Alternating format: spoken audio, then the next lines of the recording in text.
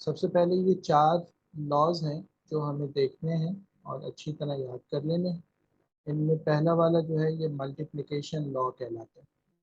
Multiplication law ये कहता है कि आपके पास, अगर मैं राइट हैंड साइड से पहले एक्सप्लेन करूं, कि आपके पास एक लॉग है किसी भी पावर के साथ, और उसमें जो बेस है वो ये ए है। अच्छा, इसी तरह से आपके पास एक और लॉग है, उसमें भी बेस आपको सेम नज़र आ रही है। तो अगर सेम बेसिस के साथ दो लॉग की टर्म्स ऐड हो रही हैं तो आप क्या करेंगे, आप इन दोनों को मल्टीप्लिकेशन की फॉर्म में लिख सकते हैं। ठीक है, तो a log x to the base a plus log y to the base a, अगर दोनों में बेसिस सेम है और ऐड हो रहे हैं तो आप log x into y to the base a करके उनको लिख सकते हैं। जैसे अगर कहीं आपके पास लिखा हो log x को हम बेस में ले लेते हैं, और आपके पास a है यहाँ पर, फिर उसके साथ एक और log ऐड हो रहा है जिसकी बेस में भी x है लेकिन पावर में b है।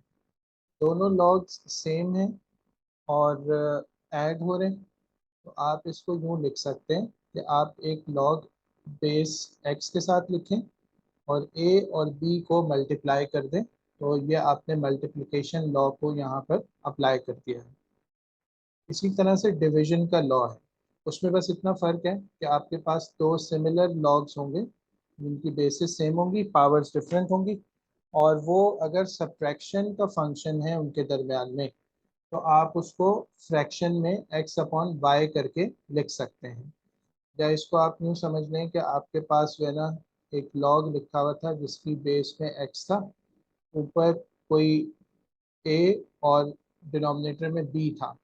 तो आप जब डिवीजन लॉ यहाँ पर अप्लाई करेंगे तो आप यहाँ पर लॉग सबसे पहले न्यूमरेटर का लिख दें, माइनस के बाद सेम बेस के साथ लॉग लिख दें डिनोमिनेटर का, तो ये रूल इस तरह से अप्लाई हो जाएगा, लॉग का ये लॉ अप्लाई हो जाएगा।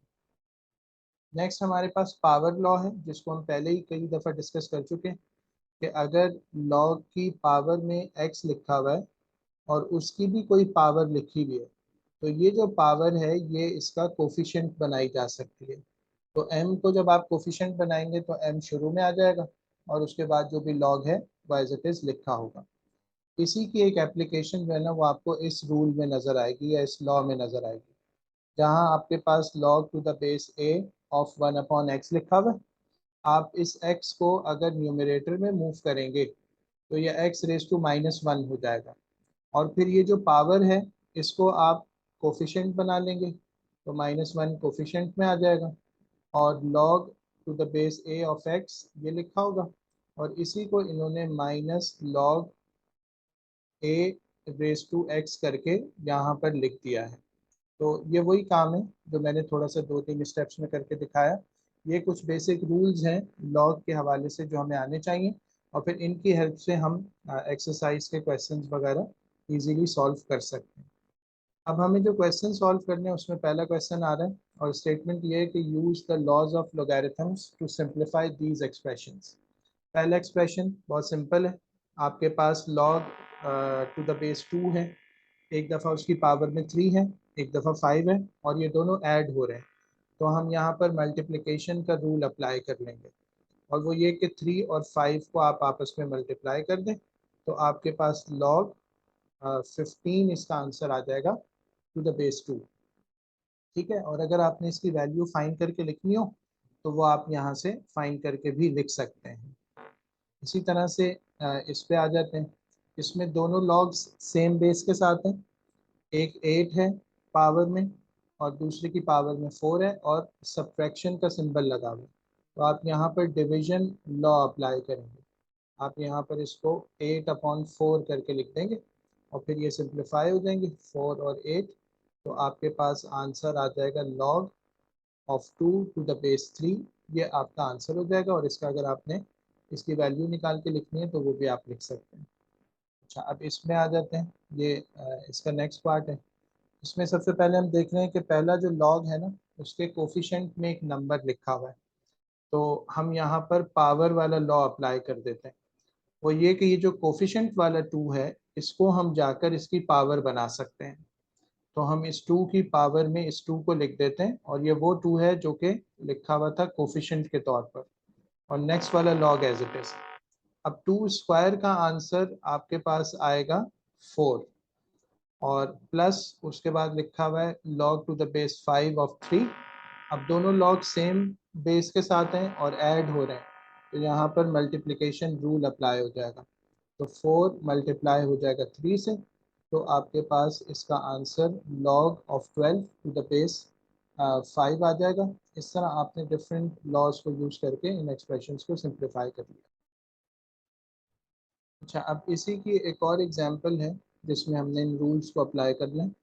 सबसे पहले हमें गिवन ये है कि log of p to the base 4, ये वाली जो चीज़ है ये x के इक्वल है, यानी इसकी जगह आप x रिप्लेस कर देंगे।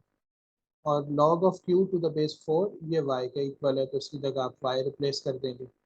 आपने क्या करना है, express in terms of x and और y द फॉलोइंग एक्सप्रेशंस, और 3 एक्सप्रेशंस हमें यहाँ पर गिवन है। तो हम पहले एक्सप्रेशन से सिंप्लीफिकेशन स्टार्ट करते हैं। सबसे पहले ये होगा कि यहाँ पर p की पावर में 5 है, तो हम पावर लॉ यूज़ करेंगे, और पावर की पावर में जो 5 लिखा हुआ है उसको हम इसका कोफिशिएंट बना लेंगे। सेम हम काम जो है ना यहाँ पर भी करेंगे। हम 2 को कोफिशिएंट में ले आएंगे, और log of q to the base 4 हम यहाँ पे लिख देंगे। अब ये वाली जो चीज़ है ना, तो यहाँ पर p वाली फॉर्म लिखी हुई है, ये पूरी रिप्लेस हो जाएगी एज x, क्योंकि हमें x के इक्वल गिवन है। माइनस के बाद 2 टाइम्स ये जो q वाला लॉग है ये y से रिप्लेस हो जाएगा। तो ये आपने इसी लॉग की फॉर्म को x और y की फॉर्म में एक्सप्रेस कर दिया। इसी तरह से इसका पार्ट p है, आपके पास है log बेस 4 के साथ, और पावर में p लिखा हुआ है, और p के ऊपर एक स्क्वायर रूट लगा हुआ है। अब ये जो स्क्वायर रूट है ये असल में पावर है 1/2 plus 5 times log to the base 4 of q। q के ऊपर क्यूब रूट लगा हुआ है, और क्यूब रूट का मतलब होगा कि पावर है 1/3। अब दोनों जगह पर जो पावर है उसको हम पावर लॉ यूज़ करके कोफिशिएंट बना लेते हैं।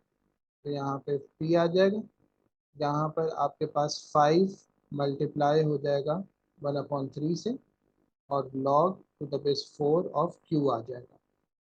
p वाली जो फॉर्म है इसकी जगह x आ जाएगा, प्लस 5/3 टाइम्स q वाली फॉर्म की जगह y आ जाएगा। तो आपके पास final form x/2 plus 5y/3 ये बन जाएगी। तो इस तरह आपने गिवन एक्सप्रेशन को x और y की फॉर्म में एक्सप्रेस कर दिया। इसी तरह से लास्ट वाला पार्ट देख लेते हैं। इसमें आपके पास एक फ्रैक्शन है जो कि log टू द बेस 4 की पावर में लिखी हुई है। तो सबसे पहले हम यहाँ पर ये करते हैं कि रूल अप्लाई कर लेते हैं डिवीजन का। तो log of numerator minus log of denominator हम यहाँ पे लिख देंगे। अच्छा, अब इसके बाद log टू द बेस 4, 64 जो है ये 4 क्यूब के इक्वल होता है, और माइनस ये वाली जो फॉर्म लिखी हुई है ये पूरी x के इक्वल है। इसके बाद ये होगा कि ये जो पावर में है 3 ये कोफिशिएंट में आ जाएगा, और log 4 रेज टू 4 ये आपको मिल गया। अब log की बेस और पावर जब सेम होती है तो आंसर 1 के इक्वल हो जाता है। तो आपके पास जो फाइनल आंसर इसका बनेगा वो 3 माइनस x होगा। तो यहाँ पे भी हमने वही वाले रूल्स की एप्लीकेशन देखी, तो उनको यूज़ करके कैसे आप चीज़ों को सिंप्लीफाई कर Try to सकते explain complex concepts in simple language and with effective examples. If you liked the video and the way we explain the subject, consider liking this tutorial, commenting on it and subscribing to our channel and press the bell icon, so that you stay updated and get notified when we upload more videos. Thanks for watching.